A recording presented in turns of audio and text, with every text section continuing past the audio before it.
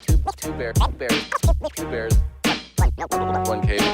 When I got fired from Travel Channel, I remember feeling like a loser, going to drop off George and going like, I got fired. Everyone knows I got fired, right? Mm-hmm. Go out and drop off the girls, and you're like, it's me that is not doing well. But didn't they not fire you? I thought that like you didn't want to. Oh no, I told her what I wanted to do, and she said, yeah, that's not what we're looking for. You're no longer working for the company. I was like, yeah, but I definitely. She definitely called me and said, we are no longer, I would tell you the street I was on when I got the call. And I can tell you how I pandered and was like, okay, I mean, you know, listen, I mean, I have a lot of really great ideas. I was still going to pitch them, but I'd love to pitch them to you. And she's like, oh, fucking the worst. Dude, getting fired sucks more than anything. It is the worst fucking feeling in the world. I got fired once. I was working for a shopping cart manufacturer in college, and I was working for the marketing division for a retarded person, okay? Wait,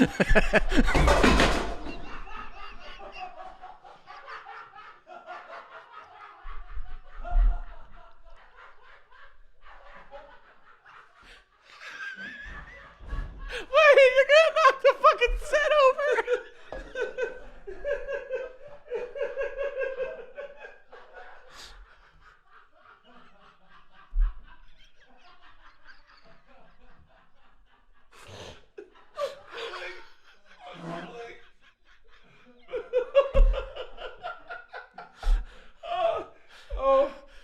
If anyone's got corona, I just spread it everywhere. Oh my god. I swear to God. Oh that shit. Is the hardest I've ever fucking laughed. Look at your face. That's the fucking, that just caught me off guard the way a joke's supposed to.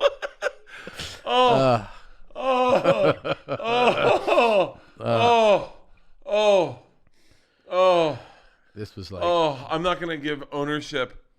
I know that there's a fucking hot button topic with you, but... hold on. Oh, last night we watched a show. Oh my God. Last night we watched a show, Funny Dancing. It's comics dancing. Do you know where this is going? No, I just can't stop thinking about you falling. That was great. We watched a show, Funny Dancing. We're comics. Yamanika Sanders and Jeremiah Watkins, and then some people I didn't really know. Justin Martindale's a judge. I don't know the other people, but I knew Justin Martindale. I knew the other two people. Where is it? Where's the show on? It's on E. And it's called like Funny Dancing, and it's comics learning dance routines and then dancing against each other. I wonder where they got the idea. So it's a fucking great idea. So at the end of it, they go, we just want to thank everyone. You know, this is one of our projects. Our main projects is teaching people with Down syndrome to dance. And I just hear one of the people in my family go, oh, that's a show I want to watch. And I was like, that would be fucking, but yeah, keep going. I'm fucking. Well, it was some fucking small town bullshit, and this idiot fuck was like the marketing person she had zero ideas, zero instruction, zero initiative. Like I would be like, hey, so, all right, you know, I'm in college. I have to show up wearing like a tie. And she's like, I'm gonna mail out these mailers. And I was like, is that it? Like, you're the marketing person at this company? And like, I would show up and just be completely underwhelmed by like, how in the world did they hire you? I mean, this is like over a course of, months where I'm like, yeah. You literally have brought zero ideas. Yeah. And I'm like I'm working part-time. I'm not an intern. I'm I forget the title, but I'm working underneath this person who says nothing. Every day you just show up and she's like, could you make sure that these stamps get put on this? I'm like, yeah. Like, what are you doing for marketing though? Like, do you have any marketing ideas? Yeah. She had a marketing degree, and they just were like, run the marketing division for our company. After a few months, I show up one day and they're like, can you come into this office? And I was like, yeah, sure. And I sit there, and a guy's like asking me a few questions, and I was like, answering his questions, and he's like, I think we're gonna let you go. And I was like, for what? Why? He's like, I think, we were expecting just more to be done. I was like, excuse me?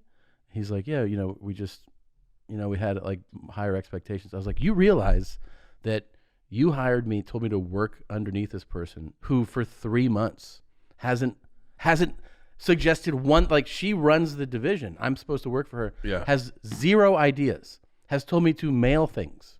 Like, what did you expect me to do? And they're like, I don't know. We just, when we hired you, we kind of thought it would be different. I was like, all right, man. Like, didn't really tell me anything other than we thought it would be different. I'm like, okay, man. And then I'm like, so I guess I'm free to go. And they're like, oh, could you leave at the end of the day? And I was like, what? And they're like, yeah, leave at the end of the day. And then I did something kind of out of spite.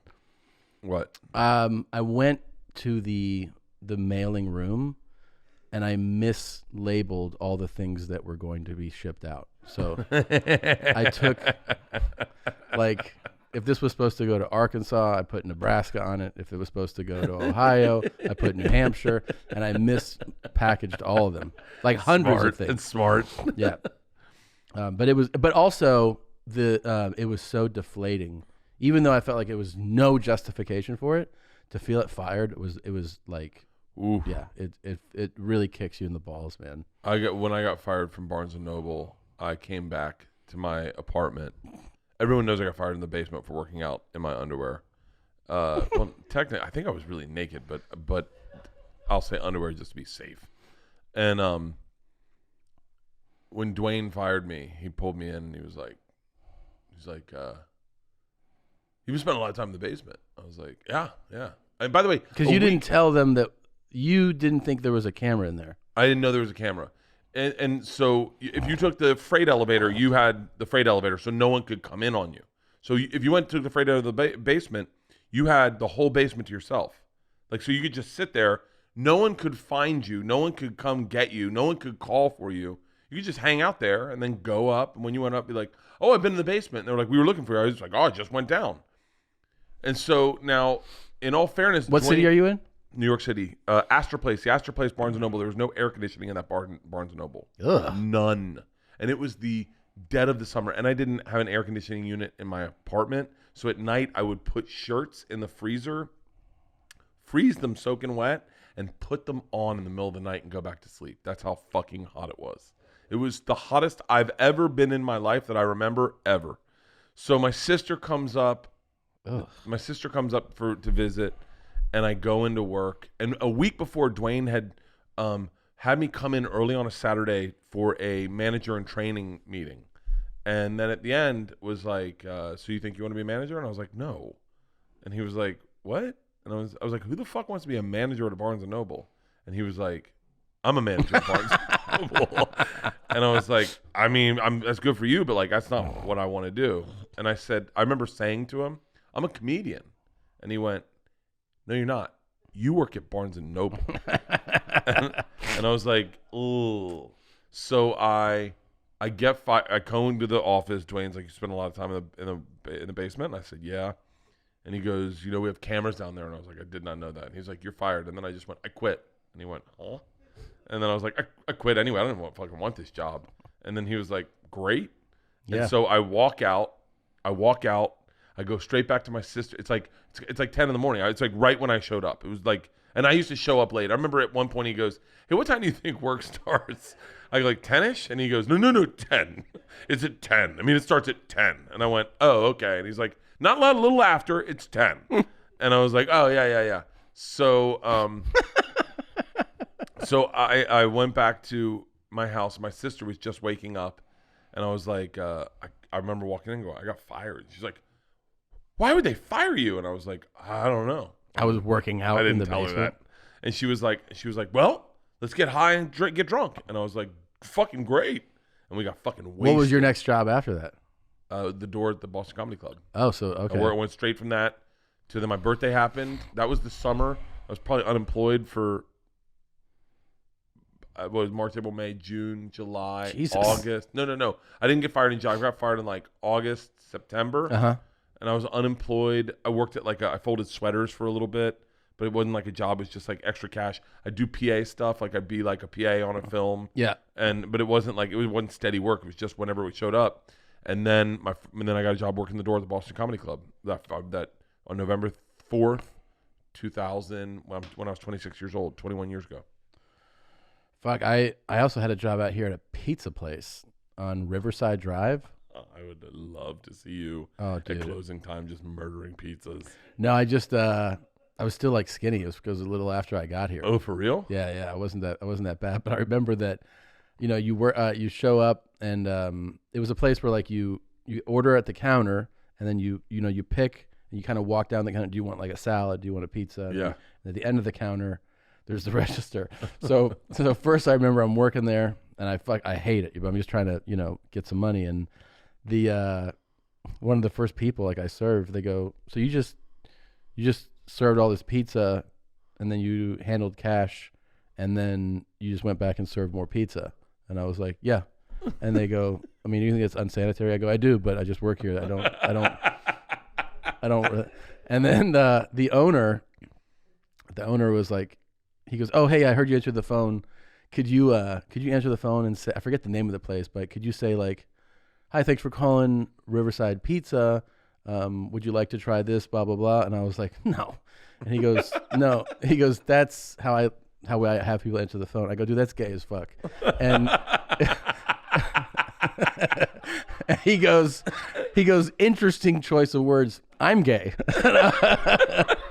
And I go, well, It's gay as fuck. I go, come on, man.